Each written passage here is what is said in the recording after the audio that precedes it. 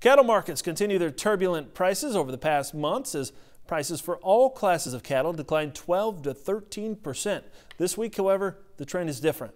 Positive movement began late last week, setting off multiple days in the green. That optimism, supported by USDA's latest cattle on feed report, it found inventory numbers smaller than expected, and September placements were down 2% from last year. Major auction markets reporting steer calves $2 to $6 per hundred higher. Heifer calves and yearlings were up $4 to $8. Whether this cattle market rally has legs still depends on the industry's ability to move increasing supplies of meat through the channels. Analysts note that total beef, pork, and poultry supplies in refrigerated warehouses at the end of September were 1.6% larger than during August and 11% higher than the 5-year average. Coupled with increasing supplies, beef demand has slipped during 2016. The beef demand index declined 5.4% during the third quarter of this year, and that is the fourth consecutive quarter over year decline. Despite the roller coaster ride, live cattle are still hovering around the $1 per hundred mark. Betsy Gibbons spoke with producers in the Western Corn Belt about the cycle and how it's impacting their business.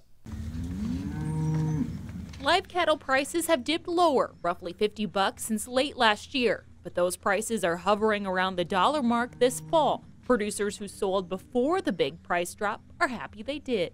Kind of luck of the draw, I guess. They got finished and we got them all trucked out, and then it started trending down, so pays to be lucky once in a while, I guess. And analysts believe the bottom may not be here quite yet. I still believe there's probably $10 of risk in both the fats and the feeders out here. We've got a lot of cattle out there, the cash market. If you look at the long-term cycles in cattle, generally once we complete the bottoming formation of the 10-year cycle, which 2016 was the year when that was supposed to happen, it generally will take us 2 to 3 years to work our way out of that. North says we'll likely see stronger headwinds in Q1 and Q2 of next year due to high kill numbers and large inventory. They're already at record levels, and for us to continue to add to that in concert with the large inventories of pork and poultry, we likely are going to see lower lows yet as we move forward. The volatility is draining on producers. You combine the low crop prices with the low cattle prices, and you've seen some guys in this area really struggle. Hub Custom feeds in western Iowa. Despite the recent drop in prices, his lot is full, and he knows other feeders are looking for more space. As of today, we're going to be back to capacity.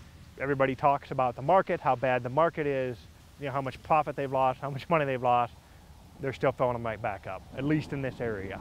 Other producers agree, saying as soon as they are selling, they're buying back. There's still a lot of cattle coming in, so right now at this point in time, in the lot area, they're not having trouble filling them.